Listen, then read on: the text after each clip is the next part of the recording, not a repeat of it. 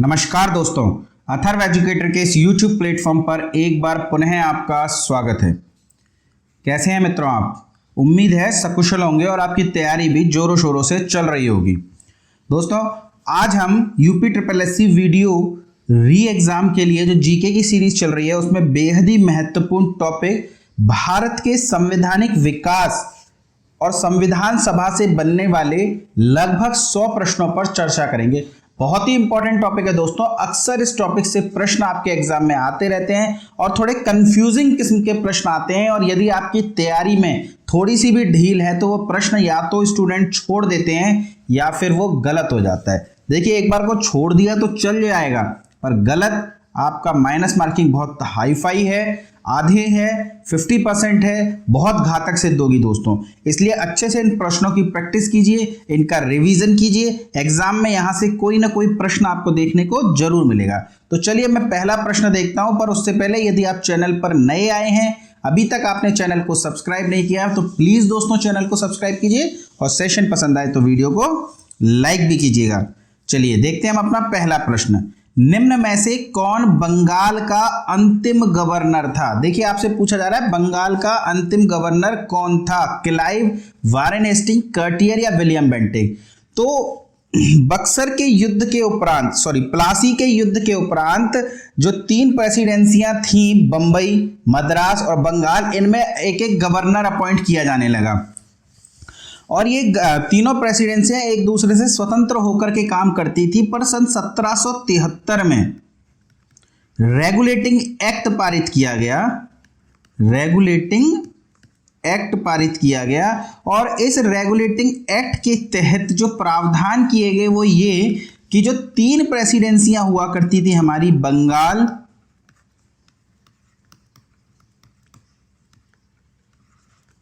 मद्रास, और तीसरी कौन सी होती थी? तीसरी होती थी बंबई। तो मद्रास और बंबई को बंगाल के अधीन कर दिया गया। इससे पहले तीनों में एक एक गवर्नर हुआ करता था, बंगाल का गवर्नर, मद्रास का गवर्नर, बंबई का गवर्नर। अब बंबई और मद्रास को बंगाल के अधीन कर दिया गया। इनमें अभी भी गवर्नर होते थे, लेकिन जो बंगाल का गवर्नर होता था उसे अब बंगाल का गवर्नर जनरल कहा जाने लगा। बंगाल का गवर्नर जनरल कहा जाने लगा, और ये बंगाल के गवर्नर जनरल को मद्रास के और बंबई के गवर्नर अब रिपोर्ट करने लगे। तो सन 1773 के इस रेगुलेटिंग एक्ट के लागू होने से पहले जो बंगाल के गवर्नर थे वो थे वारेन हेस्टिंग, और इस अधिनियम के लागू होने के बाद इन्हीं वारेन हेस्टिंग को बंगाल का पहला गवर्नर जनरल भी बना दिया गया। तो बंगाल के अंतिम गवर्नर पूछ ले या बंगाल का पहला गवर्नर जनरल पूछ ले, दोनों ही सूरतों में जो उत्तर होगा ना दोस्तों, वो होगा आपका वारेन हेस्टिंग्स। चलिए अगला प्रश्न देखते हैं। भारत में पहली बार सर्वोच्च न्यायालय की स्थापना कब की गई? तो देखिए, 1973, 1974, 1975 या 1976, बताइए कब की गई? देखिए, सर्वोच्च न्यायालय, उच्चतम न्यायालय या सुप्रीम कोर्ट के प्रावधान भारत में सबसे पहली बार जो किया गया था वो रेगुलेटिंग एक्ट सन 1773 में ही किया गया था। इसके तहत प्रावधान किया गया कि भारत में एक सर्वोच्च न्यायालय स्थापित की जाएगी। ये सर्वोच्च न्यायालय का जो ज्यूरिसडिक्शन है वो पूरे भारत पर नहीं था, बल्कि केवल उन क्षेत्रों पर था जहां 1973 में ब्रिटिश ईस्ट इंडिया कंपनी का साम्राज्य था। बंगाल, मद्रास और बंबई प्रेसिडेंसीज पर। तो सन 1773 का ये जो रेगुलेटिंग एक्ट है, इसमें प्रावधान किया गया था सर्वोच्च न्यायालय की स्थापना का। पर ये सर्वोच्च न्यायालय स्थापित कब की गई? तो ये की गई है सन 1974 में। तो प्रश्न का उत्तर क्या हो जाएगा? प्रश्न का उत्तर हो जाएगा 1974। चलिए अगला है, 1813 के चार्टर अधिनियम के तहत कंपनी के व्यापार एकाधिकार समाप्त कर दिए गए, किंतु रिक्त स्थान के व्यापार पर यह एकाधिकार बना रहा। देखिए, इस प्रश्न को बहुत इंपॉर्टेंट कीजिएगा। हालांकि इससे रिलेटेड मैंने 3-4 प्रश्न बनाए हैं, पूरी डिटेल से बनाए हैं ताकि आपको किसी भी प्रकार का कोई कंफ्यूजन ना रहे। पर यह बहुत इंपॉर्टेंट प्रश्न है दोस्तों, 5 स्टार कर रहा हूं मैं से, क्योंकि ये प्रश्न घुमा फिरा कर आते रहते हैं। ध्यान रखिएगा, British east India company Bharat में व्यापार करने आई थी, लेकिन समय के साथ उसने प्लासी का युद्ध जीत लिया, बक्सर का युद्ध जीत लिया और वह राजनीति करने लग गई भारत में, भारत पर धीरे धीरे अधिकार करने लग गई और 1813 तक आते आते एक विस्तृत क्षेत्र ब्रिटिश ईस्ट इंडिया कंपनी के अधीन आ गया। तब 1813 का चार्टर अधिनियम आया, जो चार्टर अधिनियम की सीरीज का दूसरा चार्टर अधिनियम था। और इस 1813 के चार्टर अधिनियम में प्रावधान किया गया कि अब British east India company Bharat में व्यापार नहीं करेगी, मतलब व्यापार पर एकाधिकार नहीं होगा। अभी व्यापार कर रही है पर व्यापार पर एकाधिकार नहीं होगा। मतलब अभी तक तो क्या होता था कि ब्रिटेन की कोई और कंपनी आकर के भारत में व्यापार नहीं करती थी, एकाधिकार था ब्रिटिश ईस्ट इंडिया कंपनी के ऊपर। लेकिन 1813 के चार्टर अधिनियम में इस एकाधिकार को समाप्त कर दिया गया और अब इंग्लैंड की कोई अन्य कंपनी भी भारत में आना चाहे व्यापार करने के लिए, यूरोप की कोई और अन्य कंपनी आना चाहे तो वो आ सकती है, यानी एकाधिकार समाप्त हो गया।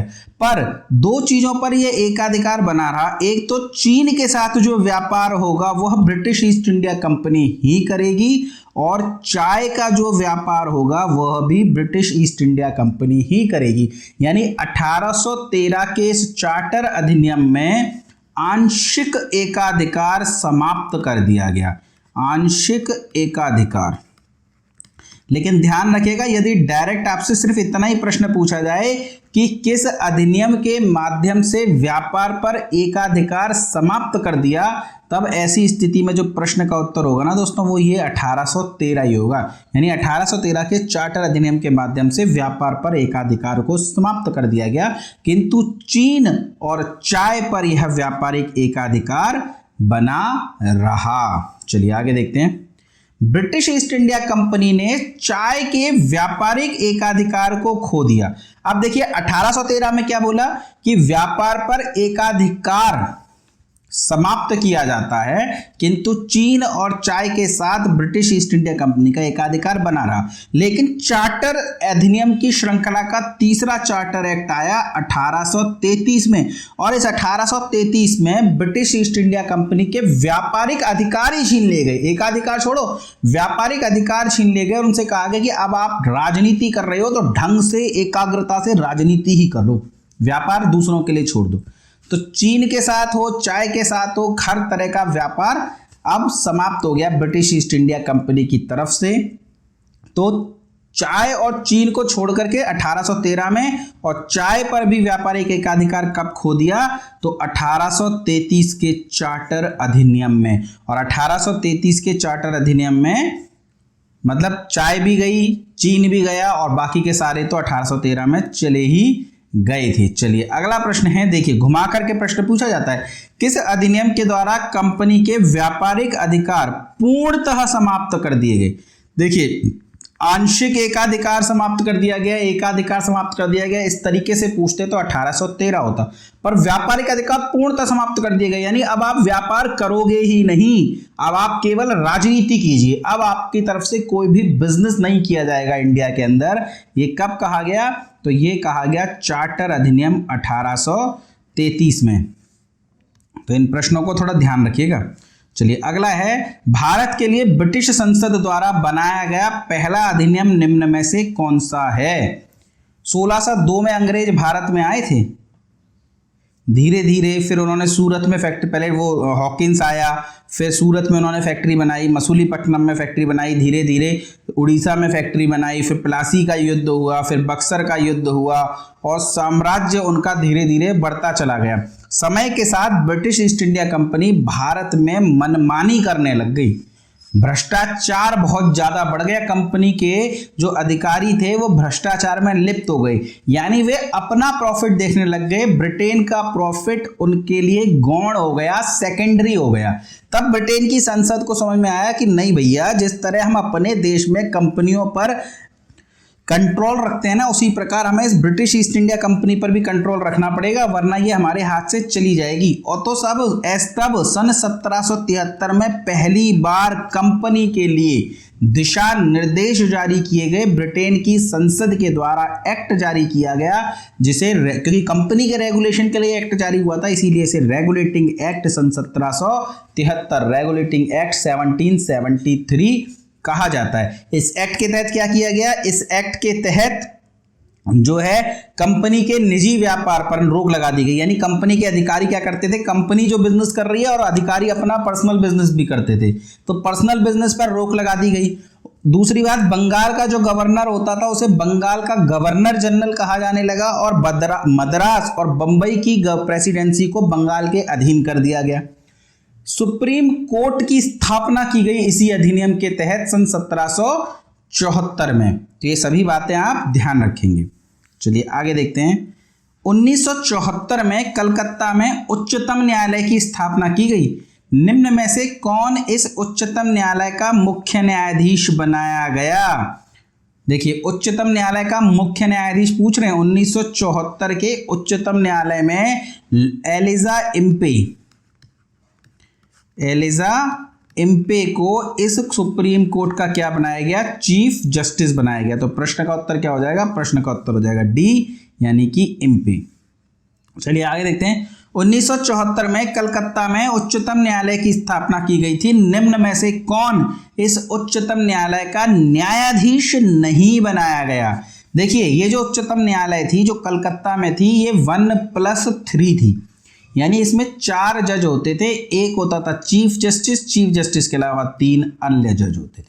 चीफ जस्टिस का नाम क्या था? चीफ जस्टिस का नाम था एलिजा इम्पे। एलिजा इम्पे, चर्चा हम कर चुके हैं। इस एलिजा इम्पे के अलावा 3 जज और थे। कौन कौन से? एक का नाम था लिमेस्टर, लिमेस्टर के अलावा एक थे आपके हाइड और एक थे चैम्बर्स। इसको याद मैंने ऐसे किया था कि जो एलिजा इम्पे था वो लिमेस्टर के चैम्बर में छुप गया। छुप गया मतलब हाइड। लिमेस्टर के चैम्बर में छुप गया कौन? इम्पे। तो ऐसे करके 4 जज थे। तो इम्पे हो, लिमेस्टर हो, हाइड हो, चैम्बर्स हो, ये चारों ही उच्चतम न्यायालय के जज थे। जबकि मॉरिस गुएर उच्चतम न्यायालय के जज नहीं थे। ये 1935 के अधिनियम के तहत 1937 में फेडरल कोर्ट, संघीय न्यायालय स्थापित किया जाएगा दिल्ली के अंदर। उसके पहले चीफ जस्टिस थे मॉरिस गुएर, आगे पढ़ाऊंगा मैं। लेकिन 1974 के उच्चतम न्यायालय से इनका कोई संबंध नहीं था। तो प्रश्न का उत्तर क्या हो जाएगा? प्रश्न का उत्तर हो जाएगा ए, यानी कि मॉरिस गुएर। चलिए आगे देखते हैं।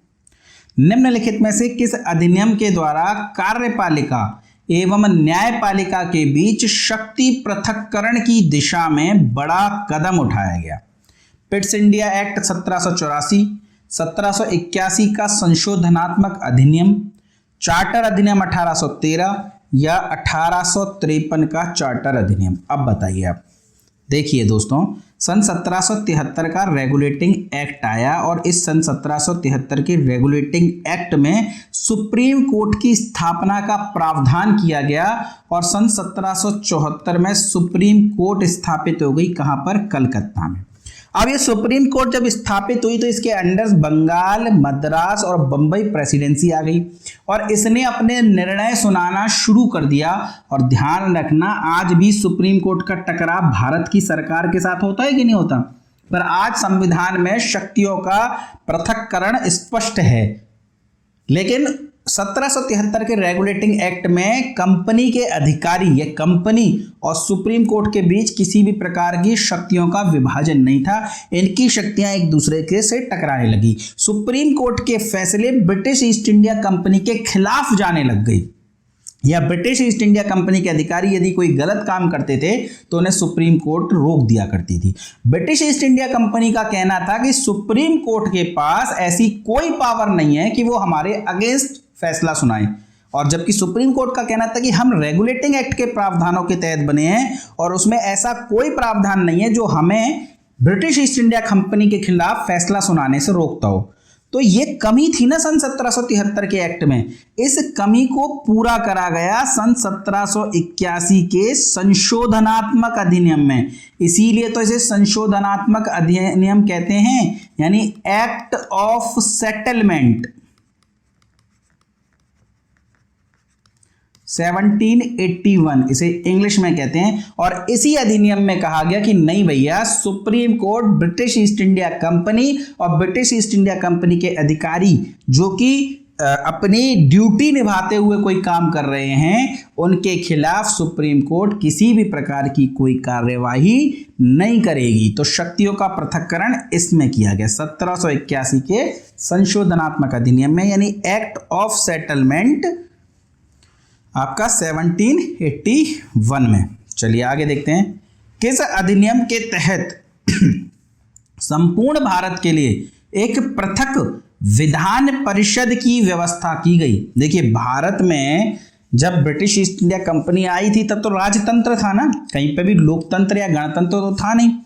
लेकिन ब्रिटेन जो था वहां पर एक प्रकार से संसदात्मक व्यवस्था चल रही थी। राजतंत्र था पर जो व्यवस्था थी वो संसदात्मक थी, जबकि भारत में ऐसी कोई व्यवस्था नहीं थी। तो ब्रिटिश ईस्ट इंडिया कंपनी के काल में ही, यानी कि 1853 में है, संसद के द्वारा अंतिम चार्टर एक्ट, 4 चार्टर एक्ट आए हैं, तो अंतिम चार्टर एक्ट यानी चौथा चार्टर एक्ट पारित किया गया 1853 में। और इसी 1853 में भारत के लिए एक विधान परिषद, देखिए पूरे विधान परिषद आज राज्यों में होती है ना, विधानसभा, विधान परिषद, और एक दूसरा सदन है जो सिर्फ 7 राज्यों में है। तो उस समय एक विधान परिषद यानी केंद्र में एक विधान परिषद बनाई गई। केंद्र क्या, उस समय जो साम्राज्य था ब्रिटिश ईस्ट इंडिया कंपनी का, उनके लिए नियम बनाने के लिए एक विधान परिषद भारत में ही बनाई गई। यानी कि अब भारत के लिए कानून पारित कर सकती है ये विधान परिषद। एक पृथक विधान परिषद का गठन किया गया चार्टर एक्ट 1853 में। यही विधान परिषद आगे चलकर लघु संसद बन जाती है, यानी कि एक लघु संसद का रूप ले लेती है यही विधान परिषद। तो ये जो पृथक विधान परिषद है, इसका गठन कब किया गया? 1853 में। यानी संसदात्मक प्रणाली के साक्ष्य भारत में पहली बार देखने को मिले हैं 1853 में। चलिए आगे चलते हैं। निम्नलिखित में से किस अधिनियम के माध्यम से भारत में पहली बार मुसलमानों के लिए पृथक निर्वाचक मंडल की व्यवस्था की गई थी? इतिहास में हमने कई बार पढ़ा है इस प्रश्न को कि पृथक निर्वाचक मंडल 1909 के मार्ले मिंटो सुधार के तहत दिया गया था। यानी मुसलमानों के लिए एक पृथक निर्वाचक मंडल बनाया। इसका क्या तात्पर्य है? इसका तात्पर्य यह है कि कुछ सीटें आरक्षित कर दी गई जहां से मुसलमान ही खड़े होंगे और वोट भी केवल मुसलमान ही करेंगे। यानी अगर यहाँ पर 5 हिंदू और 5 मुस्लिम भी रहते हैं ना, तब भी केवल ये 5 मुस्लिम ही यहाँ वोट करेंगे, यानी इन हिंदुओं को वोट करने का अधिकार नहीं है। इस व्यवस्था को पृथक निर्वाचक मंडल की व्यवस्था कहा गया। और ये किसके तहत पारित की गई? ये पारित की गई 1909 के मार्ले मिंटो सुधार के तहत। ये भारत में फूट डालने के लिए, हिंदू मुस्लिम एकता को तोड़ने के लिए किया गया एक प्रयास था। इससे पहले 1905 का बंगाल विभाजन और 1909 का मार्ले मिंटो सुधार लगातार भारत में हिंदू मुस्लिम एकता पर प्रहार कर रहा था। चलिए आगे देखते हैं। निम्न में से किसे सांप्रदायिक निर्वाचन के जनक के रूप में जाना जाता है? अब देखिए, मार्ले मिंटो सुधार में पृथक निर्वाचन देखने को हमें मिला कि नहीं मिला? तो यानी कि या तो मार्ले को या मिंटो को, ये मोरले लिख गया है, या तो मार्ले को या मिंटो को, इन दोनों को ही भारत में जो है निर्वाचन, सांप्रदायिक निर्वाचन के जनक के रूप में याद किया जाएगा। तो ये मार्ले कौन है? ये मार्ले ब्रिटेन की संसद में भारत राज्य सचिव हैं, जिन्हें भारत मंत्री के नाम से भी जाना जाता है। और ये कहाँ बैठते हैं? भारत राज्य सचिव या भारत मंत्री ब्रिटेन की संसद में। भारत के मामलों को देखने वाला मंत्री भारत राज्य सचिव कहलाता था। तो भारत राज्य सचिव हैं मार्ले, जबकि मिंटो कौन है? मिंटो उस समय भारत के वायसराय थे, भारत के वायसराय। तो चूंकि भारतीयों का तो सीधा जो संबंध था वो इस मिंटो से था और भारत में पृथक निर्वाचन प्रणाली जारी की गई, तो इसी मिंटो को सांप्रदायिक निर्वाचन के जनक के तौर पर भारत में देखा जाने लगा। तो अगर आपसे पूछा जाए सांप्रदायिक निर्वाचन के जनक के रूप में किसे जाना जाता है, तो ऐसी स्थिति में उत्तर हो जाएगा मिंटो।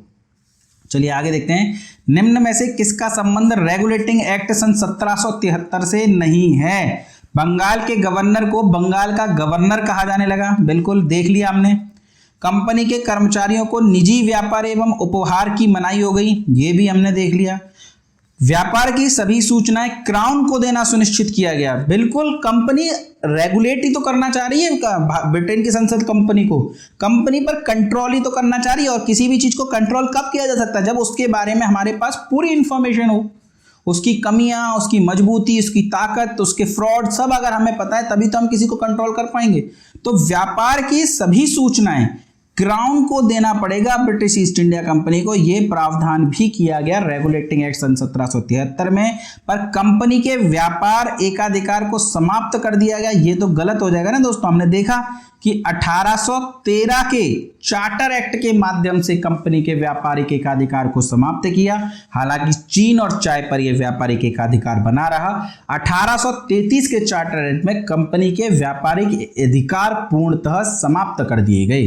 तो डी हमारा क्या हो जाएगा, डी हमारा असत्य हो जाएगा। चलिए आगे देखते हैं, किस अधिनियम के द्वारा सर्वोच्च न्यायालय पर यह रोक लगा दी गई कि वह कंपनी के कर्मचारियों के विरुद्ध कार्यवाही नहीं कर सकता यदि उन्होंने वह कार्य सरकारी अधिकारी की हैसियत से किया हो। यह भी हमने देख लिया है, एक्ट ऑफ सेटलमेंट 1781 1781 का संशोधनात्मक अधिनियम। और यह अधिनियम किस लिए पारित किया गया था, रेगुलेटिंग एक्ट की कमियों को दूर करने के लिए। चलिए आगे देखते हैं, निम्न में से किस अधिनियम के तहत भारतीय सदस्यों को बजट पर बहस की शक्ति प्राप्त हुई। देखिए बजट जो कि 1860 से भारत में पारित किया जाने लगा, यानी भारत के लिए बजट बनाया जाने लगा। जैसे आज बजट आता है ना हर साल, तो ये बजट कब से प्रारंभ हुआ, ये प्रारंभ हुआ 1860 से। लेकिन भारतीय जो 1853 में पृथक विधान परिषद बनी थी कि नहीं बनी थी, तो उसमें भारतीय भी थे।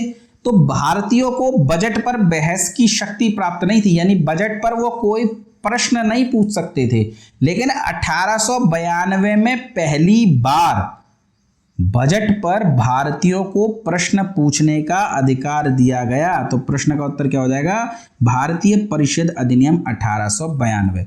यानी परिषद के भारतीय सदस्यों को वार्षिक बजट पर बहस करने और सरकार से प्रश्न पूछने का अधिकार दिया गया। ध्यान रखना, प्रश्न पूछने का अधिकार है, उत्तर जानने का नहीं।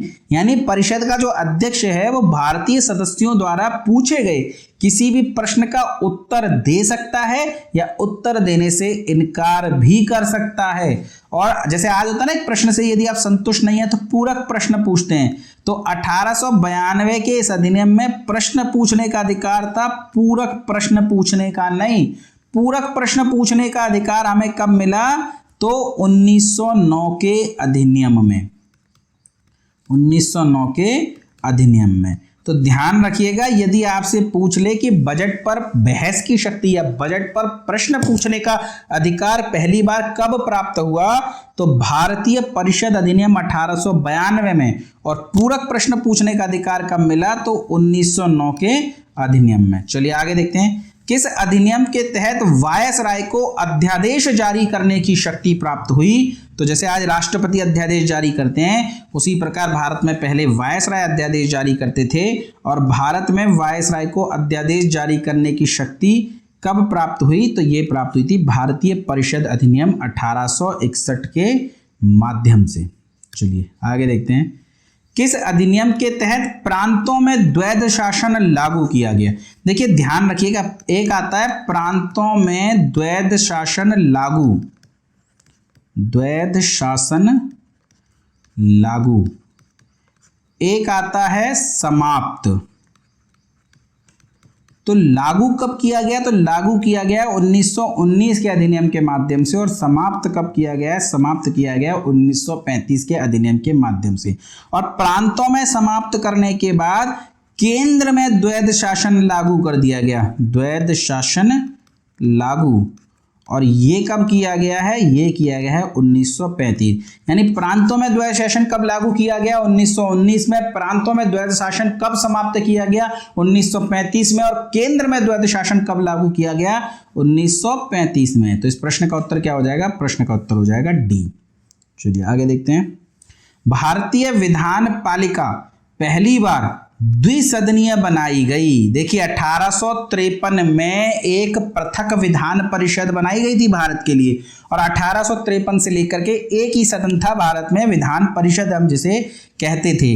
लेकिन 1909 के भारतीय परिषद अधिनियम के माध्यम से भारत में पहली बार द्विसदनीय व्यवस्था प्रारंभ की गई। एक राज्य परिषद बनाई गई जिसे आज हम वर्तमान में राज्यसभा कह देते हैं। कौन कौन सी? राज्य परिषद। और एक बनाई गई केंद्रीय विधानसभा। आप देखिए जो विधान परिषद थी उसका नाम बदल करके क्या कर दिया गया? केंद्रीय विधानसभा।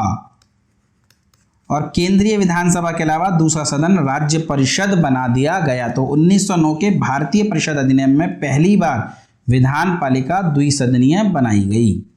1935 के भारत शासन अधिनियम द्वारा स्थापित संघ में अवशिष्ट शक्तियां किसको दी गई थी?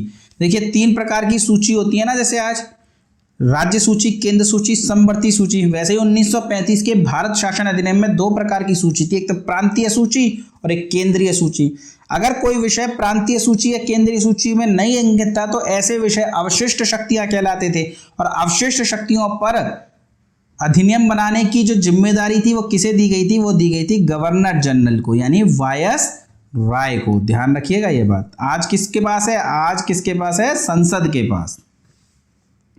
चलिए, भारतीय शिक्षा एवं साहित्य पर प्रतिवर्ष 1 लाख रुपए खर्च करने का प्रावधान किस अधिनियम में किया गया था? 1813 का चार्टर अधिनियम, 1833 का चार्टर अधिनियम, 1853 का चार्टर अधिनियम या 1858 का भारत शासन अधिनियम?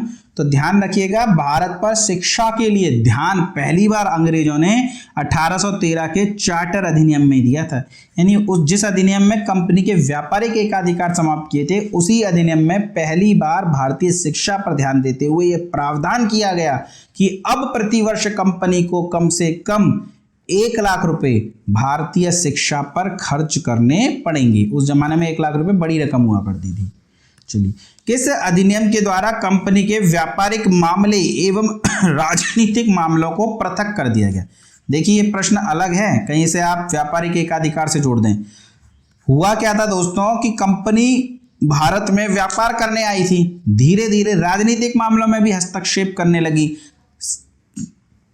1765 में बक्सर का युद्ध जीत लिया। सन 1773 में रेगुलेटिंग एक्ट आ गया। सन 1781 में एक्ट ऑफ सेटलमेंट एक्ट आ गया और सन 1784 में पिट्स इंडिया एक्ट पारित किया गया। और इस पिट्स इंडिया एक्ट के द्वारा कंपनी के व्यापारिक कार्य और राजनीतिक कार्यों को अलग अलग कर दिया गया। इससे पहले क्या होता था दोस्तों, कंपनी में एक कोर्ट ऑफ डायरेक्टर्स होते थे जो व्यापारिक कार्य और राजनीतिक कार्य दोनों देखते थे। पर अब कहा गया कि कोर्ट ऑफ डायरेक्टर जो हैं वो केवल व्यापारिक कार्य देखेंगे, जबकि राजनीतिक कार्यों को देखने के लिए नियंत्रक बोर्ड यानी बोर्ड ऑफ कंट्रोल की स्थापना की जाएगी। तो पिट्स इंडिया एक्ट सन 1784 के माध्यम से कंपनी के व्यापारिक मामले और राजनीतिक मामलों को पृथक कर दिया गया। चलिए आगे देखते हैं। निम्न में से कौन भारत का प्रथम गवर्नर जनरल बना? हमने देखा था सन 1773 के रेगुलेटिंग एक्ट में बंगाल के गवर्नर को बंगाल का गवर्नर जनरल कहा जाने लगा और मद्रास और बंबई की प्रेसिडेंसी को उसके अधीन कर दिया। वारेन हेस्टिंग जो भारत का बंगाल का अंतिम गवर्नर था, उसे ही बंगाल का पहला गवर्नर जनरल बना दिया गया। पर 1833 तक आते आते जो कंपनी था उसका साम्राज्य बहुत बड़ा हो गया, लगभग भारत पर उसका कब्जा हो गया। तो फिर बंगाल के गवर्नर जनरल को 1833 के अधिनियम के तहत भारत का गवर्नर जनरल कहा जाने लगा। तो भारत का प्रथम गवर्नर जनरल कौन था? तो उस समय बंगाल का गवर्नर जनरल था। बंगाल का गवर्नर जनरल कौन था? तो वो थे विलियम बेंटिक। कब? 1833 में। तो ये विलियम बेंटिक, अब जब गवर्नर जनरल का, बंगाल के गवर्नर जनरल का पद ही समाप्त हो गया तो ये अंतिम हो गई कि नहीं हो गई? तो बंगाल का अंतिम गवर्नर जनरल कौन? William Bentinck. और भारत का पहला गवर्नर जनरल कौन? वो भी विलियम बेंटिक। ध्यान रखिएगा, बंगाल का अंतिम गवर्नर वारेन हेस्टिंग, बंगाल का प्रथम governor general Warren Hastings, Bharat का अंतिम गवर्नर जनरल विलियम बेंटिक, और भारत का प्रथम गवर्नर जनरल कौन? तो वो भी विलियम बेंटिक। चलिए, निम्न में से किस अधिनियम के तहत मुगल बादशाह के पद को समाप्त कर दिया गया? तो 1857 की क्रांति के बाद बहादुर शाह जफर को कैद करके रंगून भेज दिया गया। भारत शासन अधिनियम 1858 के तहत ब्रिटिश ईस्ट इंडिया कंपनी के शासन को समाप्त कर दिया गया। क्राउन ने सीधे नियंत्रण अपने हाथ में ले लिया और एक ही साम्राज्य के दो बादशाह नहीं हो सकते ना, तो अब ब्रिटेन की महारानी यदि सुप्रीम है तो मुगल बादशाह का पद तो समाप्त करना ही पड़ेगा। तो भारत शासन अधिनियम 1858 के माध्यम से मुगल बादशाह का पद समाप्त कर दिया गया। चलिए आगे देखते हैं। भारत में ब्रिटिश संसद द्वारा कुल 4 चार्टर अधिनियम भेजे गए, निम्न में से अंतिम चार्टर अधिनियम कौन सा था? तो देखिए, सन 1793 का चार्टर अधिनियम, 1813 का चार्टर अधिनियम, 1833 का चार्टर अधिनियम और 1853 का चार्टर अधिनियम। इसके बाद हो गई 57 में क्रांति, तो फिर चार्टर अधिनियम थोड़ी आए, तो 3 ही चार्टर अधिनियम भेजे गए। अंतिम कौन सा था? 1853। तो ये नंबर है, आपसे पहला पूछ ले, दूसरा पूछ ले, तीसरा पूछ ले या चौथा पूछ ले, कुछ भी पूछ ले। चलिए, किस अधिनियम के द्वारा ईस्ट इंडिया कंपनी के अधीन क्षेत्रों को ब्रिटिश अधिपत्य क्षेत्र कहा जाने लगा? देखिए, कंपनी जिन अधिकारों को जीत रही थी उसे ईस्ट इंडिया कंपनी के क्षेत्र कहे गए, लेकिन सन 1773 में रेगुलेटिंग एक्ट आया और सन 1784 में पिट्स इंडिया एक्ट आया। तो पिट्स इंडिया एक्ट में पहली बार संसद ने कहा कि जो भी कंपनी क्षेत्र जीत रही है वो ब्रिटेन की ओर से जीत रही है, तो वह ईस्ट इंडिया कंपनी के क्षेत्र नहीं है बल्कि ब्रिटिश अधिपत्य क्षेत्र है। यानी संसद की मंशा समझिए, अब वो धीरे धीरे ब्रिटिश ईस्ट इंडिया कंपनी से सभी अधिकार छीन लेना चाहती है और वह मौके का इंतजार कर रही है कि कब हम सत्ता हस्तगत कर लें, और मौका उसे कब मिलेगा? 1857 की क्रांति के बाद। दोस्तों, यदि बेहतरीन प्रश्न चल रहे हैं और आपको मजा आ रहा है तो जरा लाइक तो ठोको। चलिए, 1935 का गवर्नमेंट ऑफ इंडिया एक्ट क्यों महत्वपूर्ण है? यह भारतीय संविधान का प्रमुख स्रोत है। इसके द्वारा भारत को स्वतंत्रता मिली, तो 1935 के अधिनियम के द्वारा थोड़ी मिली थी स्वतंत्रता, तो 1947 में मिली है। इसमें भारत के विभाजन का प्रावधान किया गया। 1935 तक तो विभाजन जैसी कोई बात ही नहीं थी और इसके द्वारा रियासतें समाप्त हुई। रियासतें तो भैया आज़ादी के बाद भी बनी रही, वल्लभ भाई पटेल को इतनी मेहनत करनी पड़ी। यह भारतीय संविधान का प्रमुख स्रोत है, ये बिल्कुल सही है। 1935 के कई अधिनियम हमने संविधान में सीधे सीधे उठाए हैं, 1935 के कई प्रावधान। 1935 के गवर्नमेंट ऑफ इंडिया एक्ट का सर्वाधिक प्रभाव है भारतीय संविधान पर। इसी वजह से भारतीय संविधान की आलोचना करने वाले आलोचक इसे 1935 के एक्ट की फोटोकॉपी भी कहते हैं। तो ध्यान रखना, ये भारतीय संविधान का प्रमुख स्रोत है। चलिए आगे, केंद्र में द्वैध शासन किस अधिनियम के अंतर्गत स्थापित किया गया? पूरी चर्चा करी थी मैंने। 1919 के भारत शासन अधिनियम के तहत प्रांतों में द्वैध शासन लगाया गया। 1935 के भारत शासन अधिनियम के तहत प्रांतों में द्वैध शासन समाप्त किया गया और केंद्र में द्वैध शासन लगाया गया। तो उत्तर क्या हो जाएगा आपका? उत्तर हो जाएगा बी। चलिए आगे देखते हैं। निम्न में से कौन प्रांतों में द्वैध शासन के जनक कहलाते हैं? देखिए, द्वैध शासन के जनक हम किसे कहते हैं? तो प्रश्न का उत्तर हो जाएगा लियोनेल कर्टिस। आगे है, स्वतंत्र भारत के प्रथम एवं अंतिम भारतीय गवर्नर जनरल कौन थे? तो 1947 में जब देश आजाद हुआ उस समय गवर्नर जनरल कौन थे? तो गवर्नर जनरल थे माउंट बेटन। तो स्वतंत्र भारत के पहले गवर्नर जनरल माउंट बेटन थे, पर जब माउंट बेटन इंग्लैंड लौट गए तब सी राजगोपालाचारी को गवर्नर जनरल बनाया गया और ये थे भारतीय। तो पहले भारतीय सी राजगोपालाचारी थे जो गवर्नर जनरल बने, लेकिन 1850 में संविधान लागू हो गया और संविधान लागू होने के बाद ये गवर्नर जनरल का पद समाप्त हो गया और राष्ट्रपति चयनित हो गए। तब सी गवर्नर राजगोपालाचारी क्या हुए, अंतिम भारतीय गवर्नर जनरल भी बने। तो एकमात्र गवर्नर जनरल जो भारतीय थे, या प्रथम भारतीय गवर्नर जनरल या अंतिम भारतीय गवर्नर जनरल, जो कह लो, उत्तर एक ही है, सी राजगोपालाचारी। चलिए आगे देखते हैं। नियंत्रण परिषद की स्थापना, नियामक अधिनियम सन 1773। भैया नियंत्रण परिषद यानी बोर्ड ऑफ कंट्रोल, राजनीतिक मामले और व्यापारिक मामले पिट्स ऑफ इंडिया एक्ट के तहत अलग अलग किए गए थे, और बोर्ड ऑफ कंट्रोल की स्थापना भी पिट्स इंडिया एक्ट के तहत ही की गई थी। तो ये तो असुमेलित है, तो क्या यही हमारा उत्तर है? आगे देख लेते हैं। सर्वोच्च न्यायालय की स्थापना पिट्स इंडिया एक्ट, बिल्कुल नहीं, हमने देखा रेगुलेटिंग एक्ट के तहत की गई। ईसाई मिशनरियों को धर्म प्रचार की अनुमति, बिल्कुल नहीं, 1833 का चार्टर एक्ट नहीं है, बल्कि 1813 का चार्टर एक्ट है। 1813 के चार्टर एक्ट में कंपनी के व्यापारिक एकाधिकार समाप्त किए गए, 1 लाख रुपए शिक्षा पर खर्च करने का प्रावधान किया गया, और ईसाई मिशनरियों को भारत में धर्म प्रचार की अनुमति दी गई। ये 1813 के एक्ट के कुछ प्रावधान हैं, यानी ये भी गलत हो जाएगा, सभी के सभी असुमेलित हैं। चलिए आगे देखते हैं। चार्टर एक्ट 1813 के संबंध में असत्य कथन छांटिए। इस एक्ट के द्वारा कंपनी के अधिकार पत्र को 20 वर्ष के लिए बढ़ा दिया गया। तो देखिए हर चार्टर एक्ट के द्वारा 20 वर्ष के लिए बढ़ाया जाता था। सन 1793 में 20 वर्ष के लिए बढ़ाया, 1803 में चार्टर एक्ट आया, फिर 20 वर्ष के लिए 1813 में आया, 20 वर्ष के लिए बढ़ाया, 1833 में आया, 20 वर्ष के लिए बढ़ाया, 1853 में आया। पर 1853 के चार्टर एक्ट में ये 20 वर्ष की अवधि लिखी हुई नहीं थी।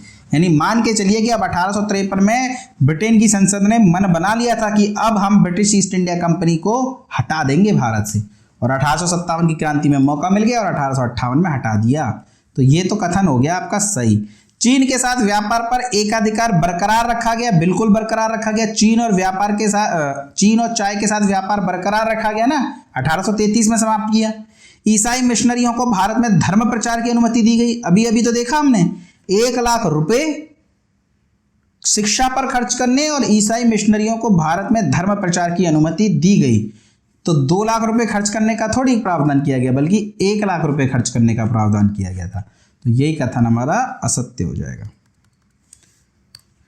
देखिए इसमें टाइम लगेगा क्योंकि ये पॉलिटी है, पॉलिटी थोड़ा सीधे आंसर बताने से काम नहीं चलता, थोड़ा समझाना पड़ता है, तो वीडियो लंबी रहेगी। ये गवर्नर जनरल की कार्यकारिणी में नियुक्त होने वाले प्रथम भारतीय कौन थे? ये फैक्ट है, इसे रट लीजिए, सत्येंद्र प्रसाद सिन्हा पहले भारतीय थे जो गवर्नर जनरल की कार्यकारिणी में नियुक्त हुए।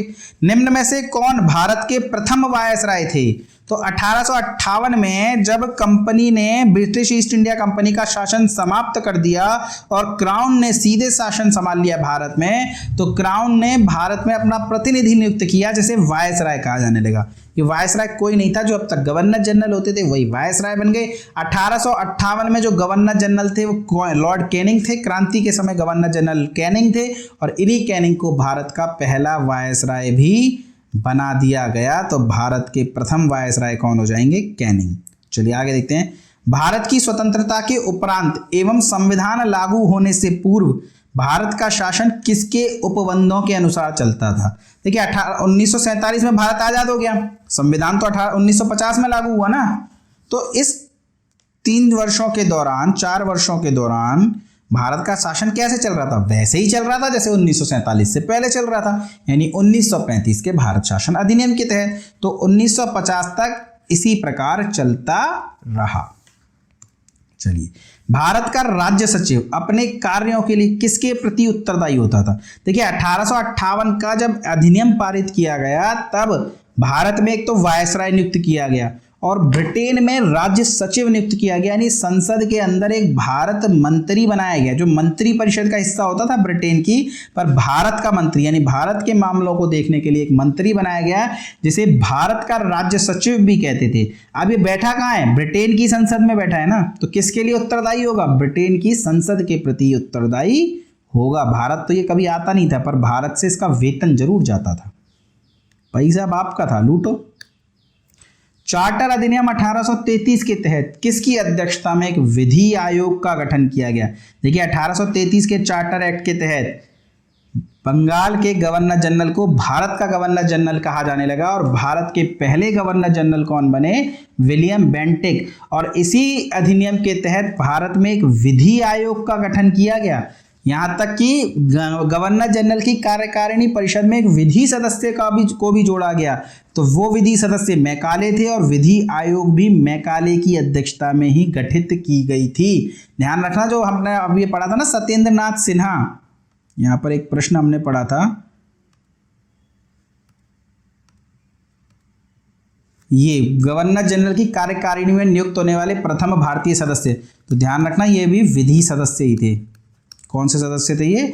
विधि सदस्य। और पहली बार विधि सदस्य 1833 के चार्टर अधिनियम के बाद ही जोड़े गए थे। कौन थे? मैकाले। और विधि आयोग का गठन भी किया गया मैकाले की अध्यक्षता में ही। चलिए आगे देखते हैं, निम्न में से किस अधिनियम को मॉन्टेग्यू चेम्सफोर्ड अधिनियम के नाम से भी जाना जाता है? तो मार्लिमेंटो सुधार 1909, मॉन्टेग्यू चेम्सफोर्ड अधिनियम 1919। मॉन्टेग्यू कौन थे? भारत सचिव। जो पहले आ जाए वो भारत राज्य सचिव और जो बाद में आता है वो तत्कालीन भारत के वायसराय। तो चेम्सफोर्ड कौन थे? चेम्सफोर्ड थे वायसराय। चलिए आगे, सीमा आयोग की अध्यक्षता किसने करी? भारत पाकिस्तान के विभाजन के लिए सीमा आयोग बनाया गया था और भारत पाकिस्तान के बीच में कौन सी रेखा है? रेड क्लिफ रेखा। यानी सीमा आयोग के अध्यक्ष कौन थे? रेड क्लिफ महोदय।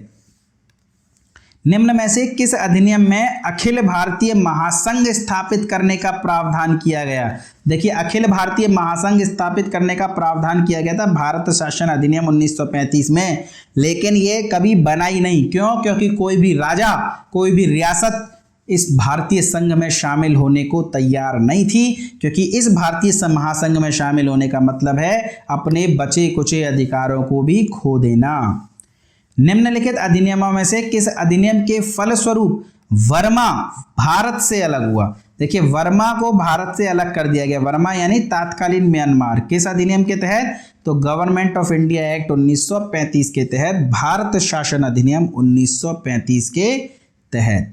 आगे देखते हैं, चार्टर अधिनियम 1833 के संबंध में असत्य कथन को छांटिए। आपको असत्य कथन छांटना है।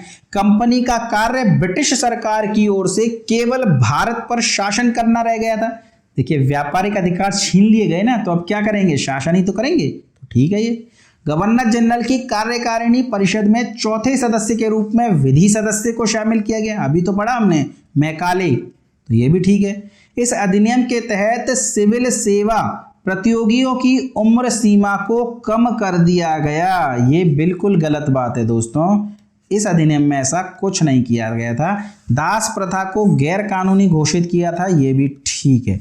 तो उत्तर क्या हो जाएगा? उत्तर हो जाएगा आपका सी।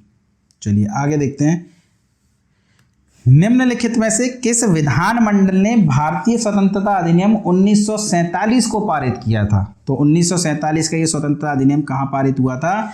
ये पारित हुआ था आपका ब्रिटिश संसद में। भारत में बजट व्यवस्था का शुभारंभ कब किया गया? तो हमने पढ़ा भारत में बजट व्यवस्था 1860 में शुरू हुई। 1892 में भारतीयों को इस बजट व्यवस्था पर प्रश्न करने का अधिकार दिया गया और 1909 के अधिनियम में पूरक प्रश्न पूछने का अधिकार भी दिया गया। चलिए, निम्न में से किस अधिनियम द्वारा भारत में संघीय न्यायालय की स्थापना की गई? देखिए, उच्चतम न्यायालय बनाई गई थी ना कलकत्ता में। 1861 के अधिनियम के तहत उसे समाप्त करके वो आपका हाई कोर्ट्स वगैरह में कन्वर्ट हो गई थी। 1935 के भारत शासन अधिनियम में एक संघीय न्यायालय स्थापित किया गया, स्थापित करने का प्रावधान किया गया संघीय न्यायालय, क्योंकि इसकी स्थापना तो हुई है 1937 में। ध्यान रखिएगा, ये भारत की उस समय सबसे बड़ी न्यायालय है, पर सुप्रीम कोर्ट नहीं है। क्यों नहीं है? क्योंकि इस न्यायालय के फैसले के विरुद्ध लंदन की प्रीवी काउंसिल में अपील की जा सकती है। तो जब प्रीवी काउंसिल में अपील हो सकती है तो सुप्रीम कैसे हुई? सुप्रीम तो वो होती है जिसके विरुद्ध कोई अपील ना हो। जो 1774 में कोर्ट बनी थी ना, वो सही में सुप्रीम थी, यानी वो जो फैसला देती थी ना उसके विरुद्ध कहीं अपील नहीं होती थी। पर इस संघीय न्यायालय के फैसले के विरुद्ध प्रीवी काउंसिल में अपील होती थी, यानी ये भारत की सबसे बड़ी कोर्ट थी और सुप्रीम नहीं थी। देखिए, अब ये मत कहिएगा कि हमारे सुप्रीम कोर्ट भी तो जब मृत्युदंड का फैसला सुनाता है तो हम अपील करते हैं राष्ट्रपति के पास। वो अपील नहीं होती वो दोस्तों, वो प्रार्थना है क्षमादान की, अपील नहीं है। ठीक है, तो ध्यान रखिएगा, अपील नहीं है, वो अपील होगी तो सुप्रीम कोर्ट नहीं कहलाएगी, तो संघीय न्यायालय सुप्रीम कोर्ट नहीं थी, ये बात माइंड में रखिएगा। तो भारत शासन अधिनियम 1935 के तहत एक संघीय न्यायालय की स्थापना का प्रावधान किया गया, फेडरल कोर्ट की स्थापना का प्रावधान किया गया, और स्थापित कब की गई है? 1937 में, 1937 में। चलिए आगे देखते हैं, अप्रत्यक्ष चुनाव प्रणाली का प्रारंभ किस अधिनियम में माना जाता है? तो भारत में अप्रत्यक्ष चुनाव प्रणाली कब प्रारंभ की गई? तो 1892 के भारत परिषद अधिनियम के माध्यम से। तो प्रश्न का उत्तर क्या हो जाएगा? प्रश्न का उत्तर हो जाएगा ए। चलिए, निम्न में से किस अधिनियम में सर्वप्रथम पृथक निर्वाचन की व्यवस्था की गई? देखिए, पृथक निर्वाचन की व्यवस्था, पृथक निर्वाचक मंडल भारतीय परिषद अधिनियम 1909 में की गई। रटने वाले फैक्ट हैं, इन्हें रट लीजिए। किस अधिनियम के तहत भारत में बोर्ड ऑफ कंट्रोल एवं बोर्ड ऑफ डायरेक्टर के पद को समाप्त कर दिया गया? आपको याद है, पिट्स इंडिया एक्ट के तहत ये दोनों पद बनाए गए थे। पिट्स इंडिया एक्ट के तहत व्यापारिक और राजनीतिक क्षेत्र अलग अलग करे गए। राजनीतिक क्षेत्र संभालने के लिए कोर्ट ऑफ डायरेक्टर्स होते थे, board of control, board of director नहीं, कोर्ट ऑफ डायरेक्टर्स होते थे, और जो है व्यापारिक अधिकारों को संभालने के लिए तो कोर्ट ऑफ डायरेक्टर थे, और राजनीतिक अधिकारों को संभालने के लिए बोर्ड ऑफ कंट्रोल बनाया गया था। लेकिन 1858 के अधिनियम के तहत जब ब्रिटिश ईस्ट इंडिया कंपनी ही समाप्त कर दी गई, तो ये दोनों पद भी समाप्त कर दिए गए, और अब कौन सा पद निर्मित किया गया? भारत राज्य सचिव का पद निर्मित किया गया। और ये भारत राज्य सचिव कहाँ बैठता है? ये बैठता है लंदन की संसद में, इंग्लैंड की संसद में, और इंग्लैंड की संसद के प्रति ही उत्तरदायी है। और महारानी के प्रतिनिधि के रूप में भारत में वायसराय को नियुक्त किया गया, और भारत का वायसराय इस भारत राज्य सचिव को रिपोर्ट करता था। तो ये दोनों पद किसके माध्यम से समाप्त किए गए? तो भारत शासन अधिनियम 1858 के माध्यम से। चलिए आगे देखते हैं, कैनिंग के द्वारा निम्न में से 1862 में विधान परिषद में नियुक्त किया गया। देखिए, अब वायसराय को इस समय ये पावर दी गई कि वो भारतीयों को विधान परिषद में मनोनीत कर सकते हैं। कुछ भारतीयों को विधान परिषद में मनोनीत करने की पावर मिली। देखिए, आज भी तो राज्यसभा में राष्ट्रपति मनोनीत करते हैं ना 12 सदस्यों को, तो ये कुछ वैसा ही था। तो पहली बार कैनिंग ने विधान परिषद में जिन भारतीयों को नियुक्त किया वो कौन कौन थे? तो वो एक तो बनारस के राजा थे, पटियाला के महाराज थे, और एक दिनकर राव थे। सर दिनकर राव कहते थे इन्हें, सर की उपाधि दी गई थी। इन तीनों को ही कैनिंग के द्वारा 1862 में विधान परिषद में नियुक्त किया गया था। निम्न में से किसे भारत के प्रथम मंत्रिमंडल, स्वतंत्र भारत के प्रथम मंत्रिमंडल में शिक्षा विभाग सौंपा गया? देखिए, ध्यान से पढ़िएगा, पूछ क्या रहा है।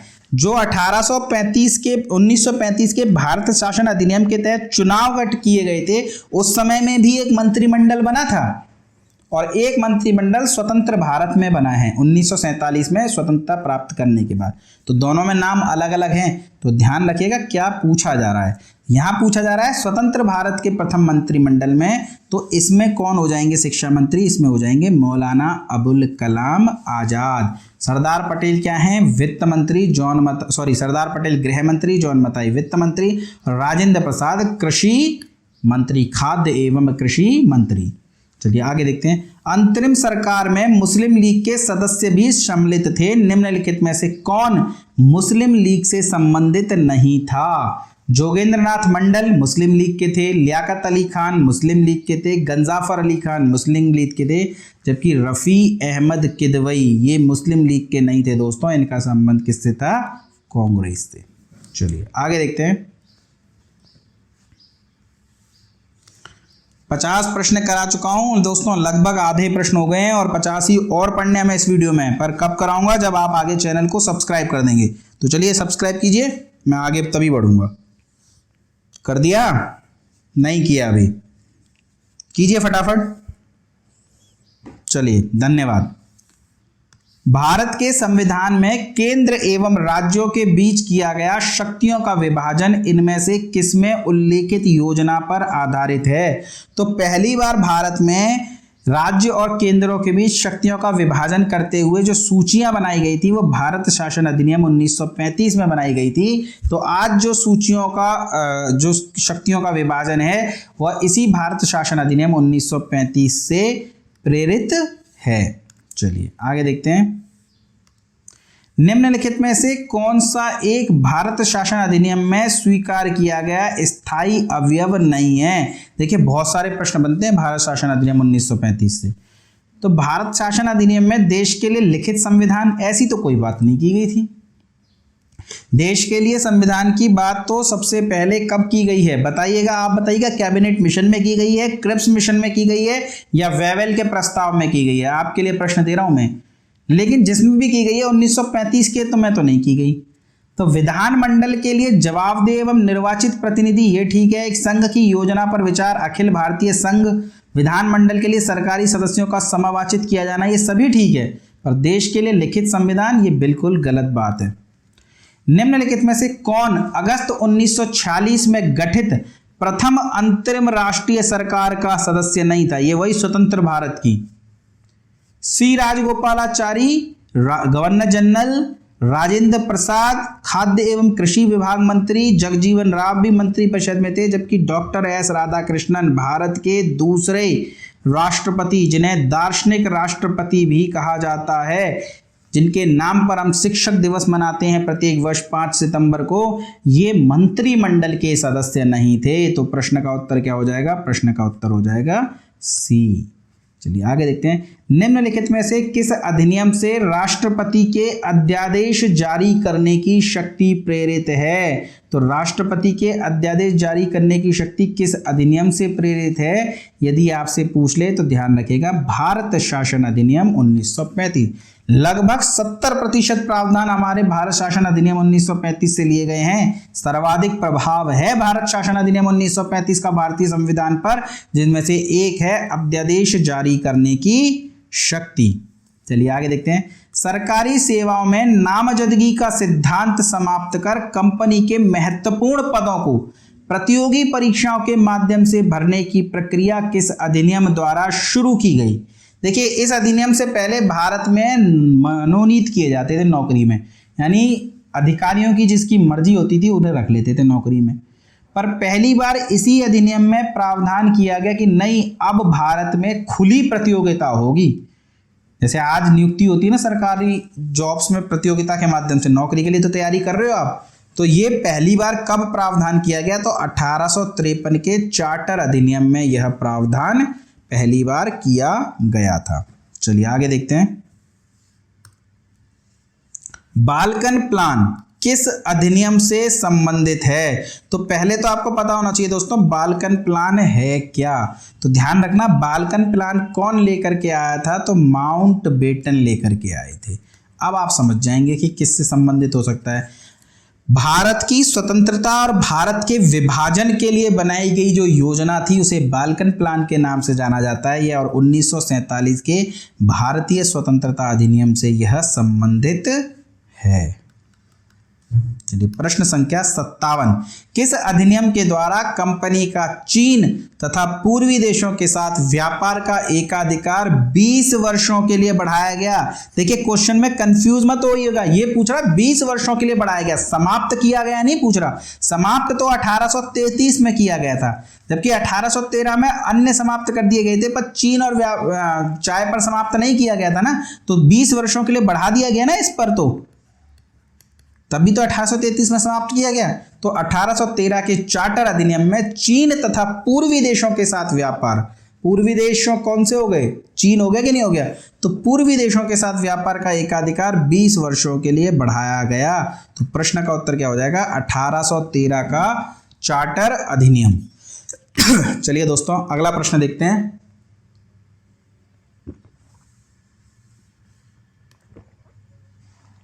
भारत में संसदीय प्रणाली की सरकार है क्योंकि लोकसभा जनता द्वारा प्रत्यक्ष रूप से निर्वाचित होती है। भैया प्रत्यक्ष कर लो तब भी संसद बन जाएगी। संसद संविधान में संशोधित कर सकती है, ये इससे संसदीय प्रणाली का क्या लेना देना है।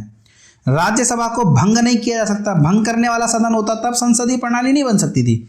संसदीय प्रणाली का तात्पर्य है भारत की जनता का शासन, यानी निर्वाचित कर देने से क्या होगा प्रतिनिधि, यदि मंत्री परिषद उन प्रतिनिधियों के प्रति उत्तरदायी न हो तो संसदीय प्रणाली के लिए सबसे आवश्यक तत्व है मंत्री परिषद लोकसभा के प्रति उत्तरदायी हो। लोकसभा के प्रति उत्तरदायी है यानी जनता के प्रति उत्तरदायी है। तो ध्यान रखिएगा, भारत में संसदीय प्रणाली हम ये क्यों कहते हैं, क्योंकि संविधान में प्रावधान किया गया है मंत्री परिषद सामूहिक रूप से लोकसभा के प्रति उत्तरदायी होगी। यदि मंत्री परिषद के खिलाफ या किसी एक मंत्री के खिलाफ अविश्वास प्रस्ताव पारित हो जाता है तो संपूर्ण मंत्री परिषद को इस्तीफा देना पड़ता है।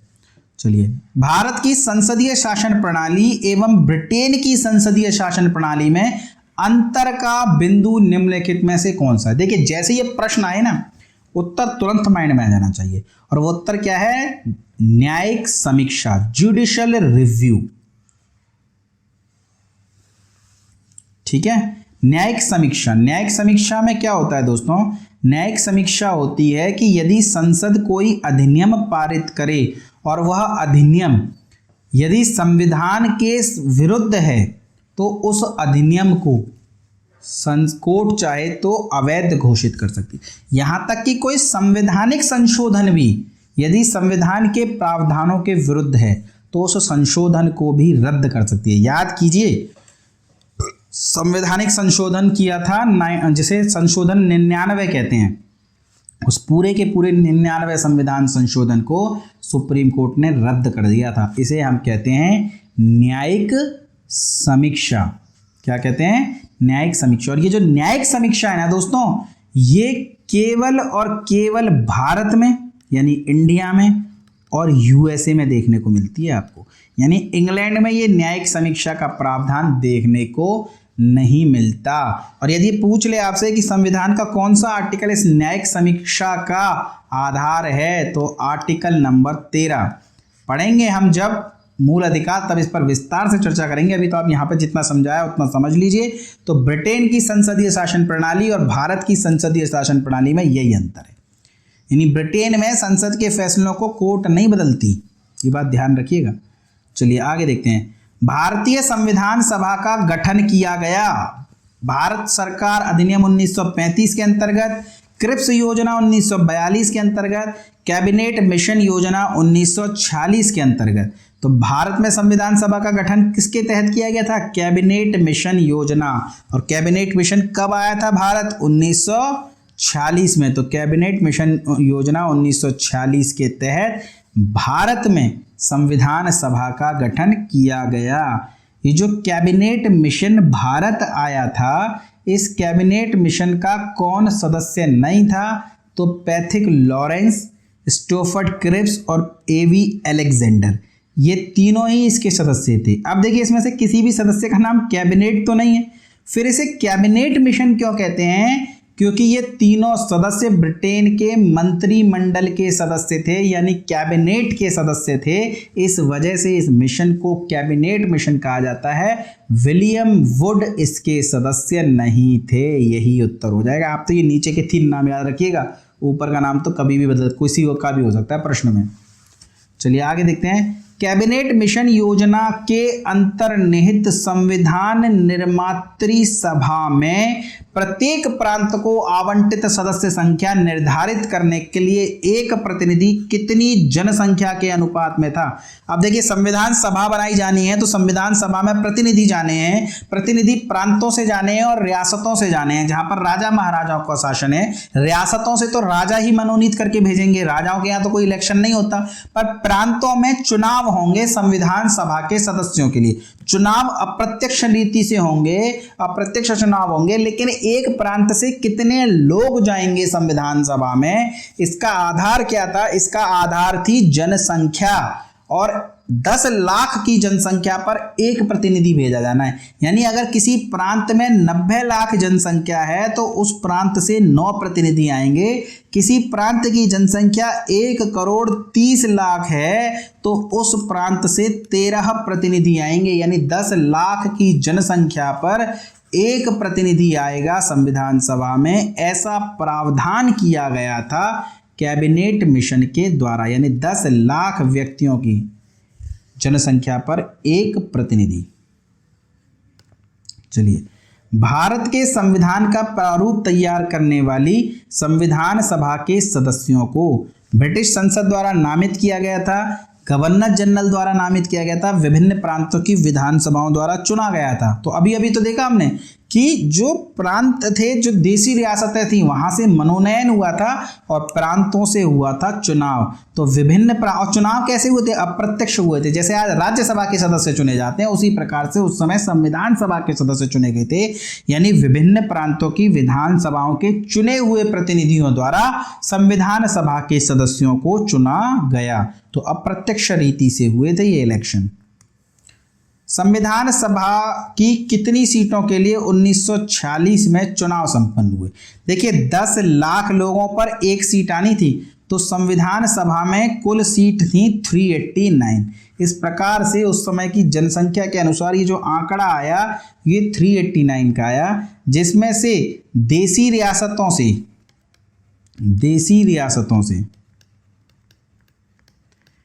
93 सदस्यों का मनोनयन किया जाना था और प्रांतों से 296 सदस्यों को चुना जाना था।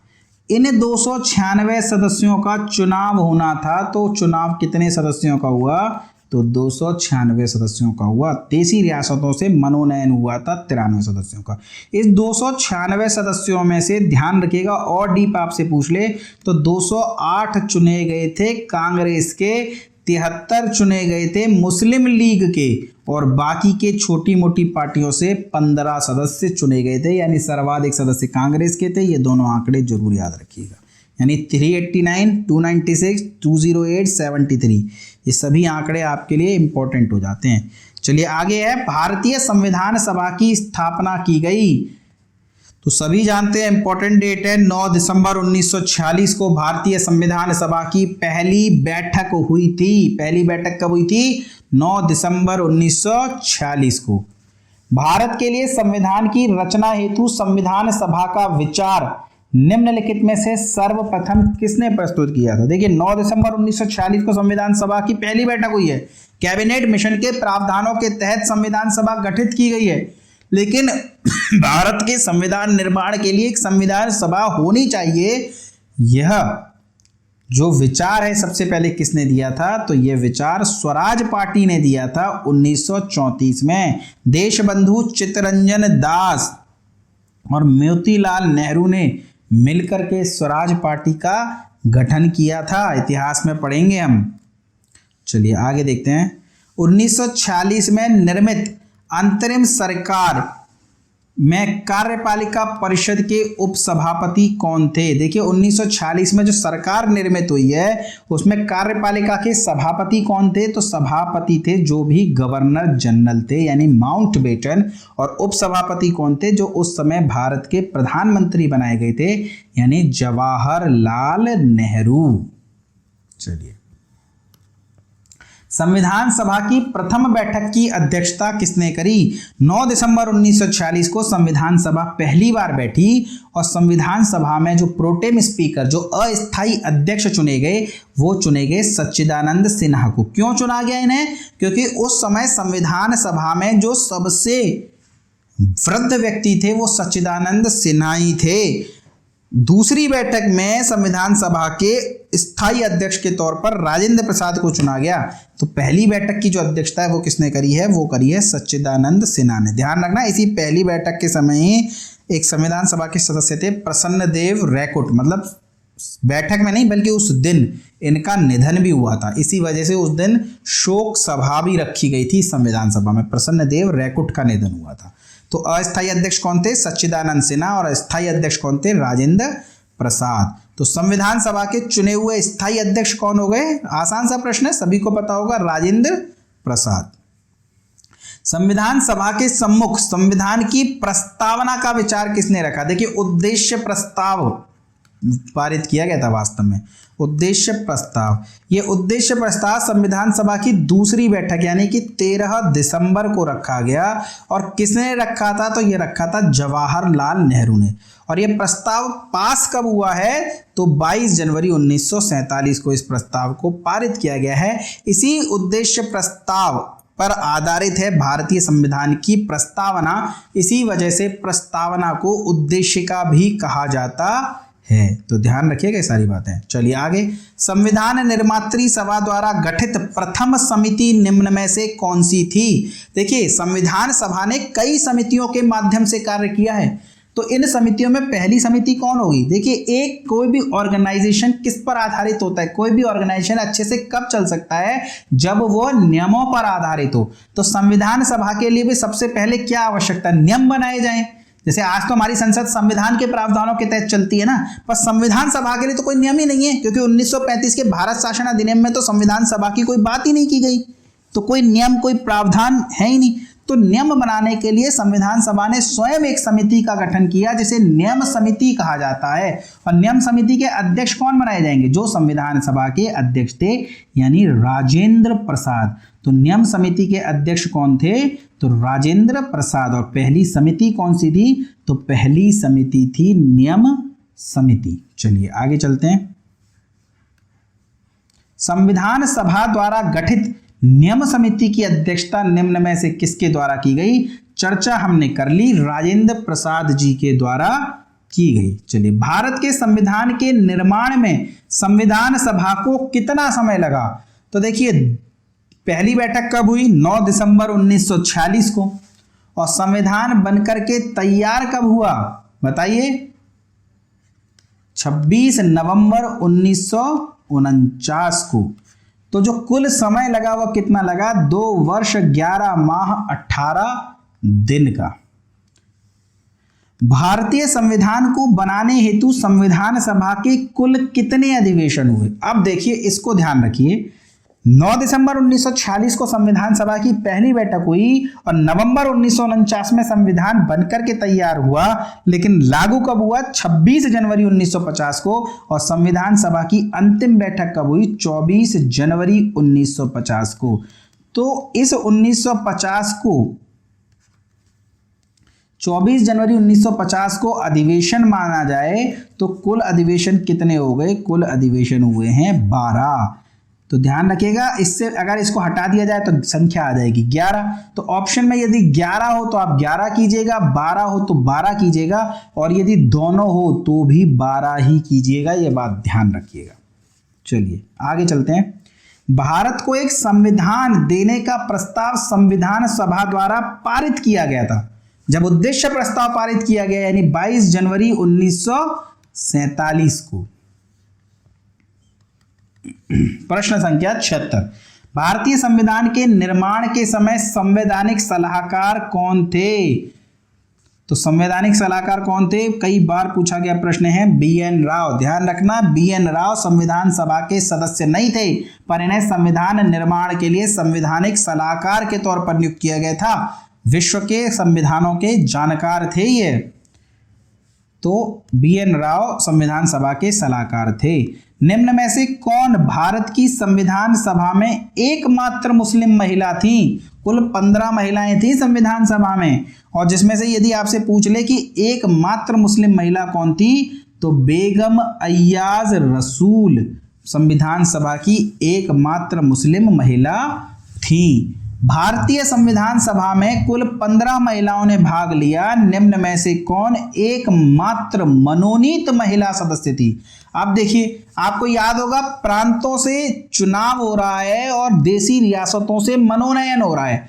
तो देसी रियासतों ने जो भी मनोनीत करके भेजे हैं ना संविधान सभा में, वे सभी पुरुष हैं। पर त्रावणकोर की रियासत ने एक महिला को भी भेजा है। त्रावणकोर कौन सी रियासत? केरल राज्य की रियासत है त्रावणकोर रियासत, और इसने एक महिला को मनोनीत करके भेजा, और वह महिला कौन है? Any massacre. तो 15 महिलाओं के नाम आपको याद नहीं रखने पर एकमात्र मुस्लिम महिला बेगम अय्याज रसूल और एकमात्र मनोनीत महिला एनी मसेकर, ये नाम आप जरूर याद रखिएगा। चलिए अगला है, निम्न में से किसने संविधान सभा की प्रारंभिक बैठकों का बहिष्कार किया? तो मुस्लिम लीग ने संविधान सभा की बैठकों का बहिष्कार किया था, सभी जानते हैं ये कथन। निम्नलिखित में से कौन से कथन असत्य हैं? आपको बताना है कौन सा कथन असत्य है। संविधान सभा में अनेक ऐसे सदस्य थे जो कांग्रेसी नहीं थे। बिल्कुल सही बात है दोस्तों, संविधान सभा में कई सदस्य थे जो कांग्रेसी नहीं थे। 73 तो मुस्लिम लीग से चुने गए थे ना, 389 में से, सॉरी 296 में से 73 मुस्लिम लीग से चुने गए थे, 15 अन्यों से चुने गए थे। तो कांग्रेसी तो बहुत से नहीं थे। इवन प्रारूप समिति में भी जो शुद्ध कांग्रेसी थे वो केवल एक ही थे, मुंशी महोदय, बाकी तो सभी अलग थे।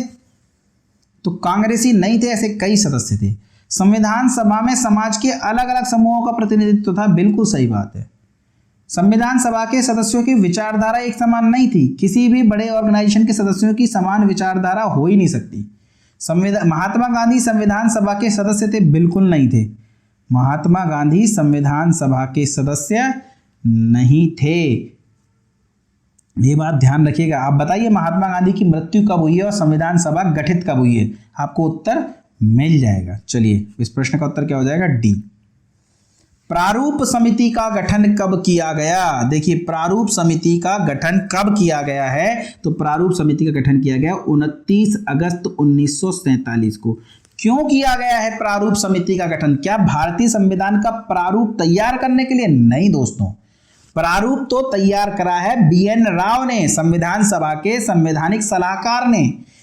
बीएन राव ने जो प्रारूप तैयार किया है उस प्रारूप पर विचार विमर्श करने के लिए एक प्रारूप समिति का गठन किया गया है। और कब किया गया है? तो 29 अगस्त 1947 को किया गया है। चलिए अगला है, भारतीय संविधान की प्रारूप समिति में अध्यक्ष के अलावा कितने अन्य सदस्य थे? तो इसमें एक अध्यक्ष थे डॉक्टर भीमराव अंबेडकर, इसके अलावा 6 अन्य सदस्य थे। गोपाला स्वामी अयंगर, अल्लादी कृष्णा स्वामी अय्यर, के.एम. मुंशी, सैयद मोहम्मद सादुल्ला और माधवराव और कृष्णामाचारी, यानी ये 6 सदस्य हो गए। ध्यान रखना माधवराव और कृष्णामाचारी मूल सब कमेटी में शामिल नहीं थे। मूल कमेटी में इनके स्थान पर बी.एल. मित्रा और डी.पी. खेतान शामिल थे। बी.एन. मित्रा ने रिजाइन दे दिया, उनकी जगह पर माधवराव शामिल हुए और डी.पी. खेतान की मृत्यु हो गई, उनके स्थान पर टी.टी. कृष्णामाचारी इसमें शामिल हुए। तो गोपाला स्वामी अयंगर, अल्लादी कृष्णा स्वामी अय्यर, के.एम. मुंशी, सैयद मोहम्मद सादुल्ला, एन माधवराव और टी.टी. कृष्णामाचारी 6 अन्य सदस्य थे और एक सदस्य थे भीमराव अंबेडकर, यानी टोटल कितने हो गए? टोटल 7 हो गए। तो अध्यक्ष के अलावा पूछ रहा है तो 6 हो जाएंगे। चलिए अगला प्रश्न देखते हैं, भारतीय संविधान का प्रारूप किसने तैयार किया था? तो भारतीय संविधान का प्रारूप तो बीएन राव ने तैयार किया था। इस पर विचार विमर्श प्रारूप समिति के माध्यम से किया गया। अगला प्रश्न है, भारत का संविधान कब बनकर तैयार हुआ? तो 26 नवंबर 1949 को भारत का संविधान बनकर के तैयार हुआ। हालांकि इसे लागू कब किया गया? 26 जनवरी 1950 को। क्यों लागू 26 जनवरी को किया गया? यही तो प्रश्न है। संविधान को 26 जनवरी के दिन लागू करने का निर्णय किया गया। क्यों? नवंबर में क्यों नहीं कर दिया गया? इन 2-3 महीने तक क्यों रोक करके रखा गया? क्योंकि कांग्रेस चाहती थी कि ऐसा हो। क्यों?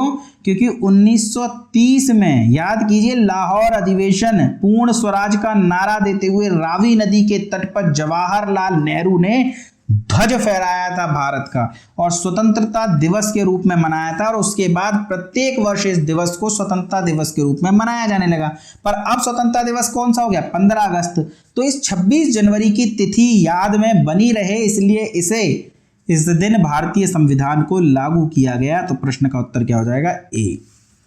चलिए आगे देखते हैं, संविधान निर्मात्री परिषद की झंडा समिति के अध्यक्ष कौन थे? देखिए झंडा समिति के अध्यक्ष डॉक्टर राजेंद्र प्रसाद थे। अगर आपकी पुस्तकों में जेवी कृपलानी दिया हुआ है तो उसे सुधार लीजिए। जेवी कृपलानी झंडा कमेटी के कभी अध्यक्ष नहीं रहे। भारत की संविधान सभा ने राष्ट्रीय ध्वज को कब स्वीकार किया था? कई चिन्हों को स्वीकार करने के विषय में प्रश्न पूछे जाते हैं। अगर पूछा जाए राष्ट्रीय ध्वज को कब स्वीकार किया गया था तो 22 जुलाई 1947 को आज जो हमारा नेशनल फ्लैग है उसे स्वीकार किया गया था। अगला प्रश्न है जनगण मन को भारत के राष्ट्रगान के रूप में कब स्वीकार किया गया? तो ये किया गया था 24 जनवरी 1950। ये तिथियां याद रखिएगा, 24 जनवरी 1950 यानी 1950 में ही जनगण मन को भारत के राष्ट्रगान के रूप में स्वीकार किया गया था। अगला प्रश्न है भीमराव अंबेडकर का संविधान सभा में निर्वाचन हुआ था। देखिए आपसे पूछा जा रहा है कि किस प्रेसिडेंसी से भीमराव अंबेडकर का संविधान सभा में निर्वाचन हुआ था। तो जब संविधान सभा के लिए इलेक्शन हो रहे थे तो भीमराव अंबेडकर बम्बई प्रेसिडेंसी से कंटेस्ट कर रहे थे और बॉम्बे प्रेसिडेंसी से वे पराजित हो गए। तो बम्बई प्रेसिडेंसी से जब पराजित हुए तो वो मुस्लिम लीग की सीट पर पूर्वी बंगाल जो बांग्लादेश में आता है उस पर जयसूर कुलना से जीते और पहुंचे संविधान सभा में। लेकिन भारत के विभाजन के बाद ये जयसूर कुलना कहां चली गई? ये चली गई आपकी पाकिस्तान में। तो भीमराव अंबेडकर अब संविधान सभा के सदस्य नहीं रहे, जबकि भीमराव अंबेडकर की संविधान सभा में आवश्यकता थी बहुत ज्यादा। तब वल्लभ भाई पटेल के निवेदन पर राजेंद्र प्रसाद जी ने बंबई के प्रधानमंत्री, उस समय प्रधानमंत्री हुआ करते थे, मुख्यमंत्री को प्रधानमंत्री कहते थे प्रांतों के, तो बंबई के प्रधानमंत्री वीजी खैर को पत्र लिखा और वीजी खैर ने बंबई से जयकर साहब जीत करके गए थे, उन जयकर साहब से इस्तीफा दिलवाया और उनके स्थान पर भीमराव अंबेडकर को निर्वाचित करके वापस संविधान सभा में भेजा। तो पश्चिम बंगाल तो वो सीट थी नहीं, वो तो पूर्वी बंगाल थी, तो ये तो गलत हो गया ना। तो क्या उत्तर हो जाएगा? बंबई प्रेसिडेंसी से। तो ध्यान रखिएगा ये बात, पश्चिम बंगाल बहुत सी किताबों में उत्तर दे दिया जाता है जो कि बिल्कुल गलत है। निम्न में से किसने सुझाव दिया था कि भारत की स्वतंत्रता के पश्चात भारतीय राष्ट्रीय कांग्रेस को एक राजनीतिक दल के रूप में भंग कर दिया जाए? कई बार यह प्रश्न पूछ लिया गया है। महात्मा गांधी ने यह सुझाव दिया था। भारत शासन द्वारा राजकीय चिन्ह को कब अंगीकृत किया गया? तो राजकीय चिन्ह को कब अंगीकृत किया गया? 26 जनवरी 1950 में। भारतीय संविधान में किसने वयस्क मताधिकार को 15 वर्ष के लिए स्थगित करने की बात की थी? देखिए जब संविधान का निर्माण हो रहा था, जब लोकतांत्रिक राष्ट्र बनाते हुए जब मत का अधिकार देने की बारी आई तो ये डिसाइड किया गया कि मतलब प्रश्न उठाया गया कि कितने उम्र के व्यक्तियों को मताधिकार दिया जाए। उस समय 21 वर्ष ये डिसाइड किया गया था, बाद में से राजीव गांधी जी के समय में 18 वर्ष किया गया। तो लेकिन उस समय मौलाना आजाद जी का कहना यह था कि अभी भारत की जनता जो गुलामी के जंजीरों में जकड़ी हुई थी अभी उतनी मैच्योर नहीं हुई है कि इस प्रत्यक्ष निर्वाचन का, इस वयस्क मताधिकार का फायदा उठा सके, इसका दुरुपयोग होगा। तो इसे 15 वर्षों के लिए हम स्थगित कर देते हैं और धीरे धीरे इसे हम इंट्रोड्यूस करेंगे। लेकिन इनके इस मत को माना नहीं गया और ये कहा गया कि अगर आज वयस्क मताधिकार नहीं दिया गया तो थोड़ा मुश्किल हो जाएगा आने वाले दिनों में वयस्क मताधिकार को इंट्रोड्यूस करना। तो आप आज ही दीजिए, हमें पूरा विश्वास है कि ये वयस्क मताधिकार सफल होगा और वास्तव में भारत में लोकतंत्र सफल रहा है, यानी वयस्क मताधिकार भी सफल रहा है। पर 15 वर्षों के लिए स्थगित करने की बात किसने करी थी? तो मौलाना आजाद ने। भारतीय संविधान में कुल कितनी महिला सदस्य थी? तो हमने पढ़ लिया 15 महिला सदस्य थी। एकमात्र मुस्लिम महिला बेगम अय्याज रसूल थी। एकमात्र मनोनीत महिला एनी मसेकर थी जो त्रावणकोर की रियासत से मनोनीत हुई थी। चलिए, प्रारूप समिति में निम्न में से कौन एक सदस्य शामिल नहीं था? तो प्रारूप समिति के सदस्य हमने देखे भीमराव अंबेडकर, के.एम. मुंशी, अल्लादी कृष्ण स्वामी अय्यर, मोहम्मद सादुल्ला, गोपाला स्वामी अयंगर, माधवराव, कृष्णामाचारी। इसके अलावा 2 नाम और देखे थे हमने, एक डीपी खेतान, बी.एल. मित्र, जबकि जवाहरलाल नेहरू का नाम उसमें कहीं भी शामिल नहीं था। तो यही उत्तर हो जाएगा। चलिए आगे, कुछ समितियां बनाई गई थी और आपको बताना है कि समितियों के आगे उनके अध्यक्ष दिए गए हैं, कौन सा सुमेलित नहीं है। देखिए, संघ शक्ति समिति, 2 अलग अलग समितियां थी दोस्तों, संघ शक्ति समिति और संघ संविधान समिति, और दोनों के ही अध्यक्ष डॉक्टर जवाहरलाल नेहरू थे। मूल अधिकारिता एवं अल्पसंख्यक मामलों की समिति के जो अध्यक्ष थे वो कौन थे? वो थे वल्लभ भाई पटेल। तो तो ये आपका गलत हो जाएगा दोस्तों, यही उत्तर है। जबकि प्रांतीय संविधान समिति के अध्यक्ष वल्लभ भाई पटेल थे, नियम समिति के अध्यक्ष डॉक्टर राजेंद्र प्रसाद जी थे। संविधान सभा की अंतिम बैठक हुई थी। संविधान सभा की अंतिम बैठक कब हुई थी दोस्तों? 24 जनवरी 1950 को संविधान सभा की अंतिम बैठक हुई थी। BN राव के द्वारा भारत के संविधान के अलावा अन्य किस देश का संविधान तैयार किया गया? देखिए, संविधान नहीं तैयार किया, संविधान का प्रारूप तैयार किया है। तो भारत के संविधान का प्रारूप तैयार किया था, साथ ही इन्होंने वर्मा के संविधान का, और वर्मा को आप क्या कहते हैं? म्यांमार। तो म्यांमार के संविधान का प्रारूप बेनेगल नरहरि राव यानी BN राव के द्वारा ही तैयार किया गया था। चलिए प्रश्न संख्या 98। 26 जनवरी 1950 को भारत का संविधान बनकर तैयार हुआ। इस दिन संविधान के कितने अनुच्छेद लागू किए गए थे? तो ध्यान रखिएगा 16 अनुच्छेद लागू किए गए थे। 15 मत कर दीजिएगा दोस्तों, 16 अनुच्छेद इस दिन लागू किए गए थे, क्योंकि ये 15 अनुच्छेद लागू होंगे ये जिस अनुच्छेद में लिखा हुआ है वह अनुच्छेद लागू करोगे तभी ये 15 अनुच्छेद लागू होंगे ना दोस्तों। तो लागू करने की जो संख्या है ना वो 15 + 1 टोटल 16 होती है। तो अगर दोनों ऑप्शन में दिए हैं ना तो आपको 16 ही करने पड़ेंगे, ध्यान रखिएगा ये बात। और अगर 15 और उपरोक्त में से कोई नहीं इस तरीके से दे दिया जाए तो उपरोक्त में से कोई नहीं हो जाएगा, क्योंकि सही उत्तर तो 16 ही है। संविधान सभा के कितने सदस्यों ने संविधान की मूल प्रति पर हस्ताक्षर किए थे? 389, 296, 284 या 312? तो ध्यान रखना दोस्तों, 284 सदस्यों ने संविधान की मूल प्रति पर हस्ताक्षर किए थे। यदि आपसे पूछ ले कि प्रथम हस्ताक्षर किसने किया था, तो प्रथम हस्ताक्षर किया था भारत के पहले प्रधानमंत्री जवाहरलाल नेहरू ने। यदि पूछ ले अंतिम हस्ताक्षर किसने किए थे, तो अंतिम हस्ताक्षर किए थे भारत के पहले राष्ट्रपति डॉक्टर राजेंद्र प्रसाद जी ने। तो ये ध्यान रखिएगा, पहले हस्ताक्षर किसने किए हैं? जवाहरलाल नेहरू ने। अंतिम हस्ताक्षर किसने किए हैं? डॉक्टर राजेंद्र प्रसाद ने। और कुल कितने सदस्यों ने हस्ताक्षर किए? 284 ने। जबकि 389 तो वो आंकड़ा था ना जो कैबिनेट मिशन के तहत संविधान सभा के लिए चुना गया था, और 296 सदस्यों का चुनाव हुआ था। तो ध्यान रखिएगा 284 इस प्रश्न का उत्तर हो जाएगा।